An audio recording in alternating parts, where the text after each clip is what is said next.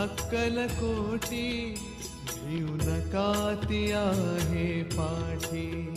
माझी आई अक्कलकोटी भिऊ नका ती आहे पाठी. जीव भी भक्तांसाठी, जीव भी भक्तांसाठी तिचे नाम घेऊया ओठी. माझी आई अक्कलकोटी भिऊ नका ती आहे पाठी. माझी आई अक्कलकोटी भिऊ नका ती आहे पाठी.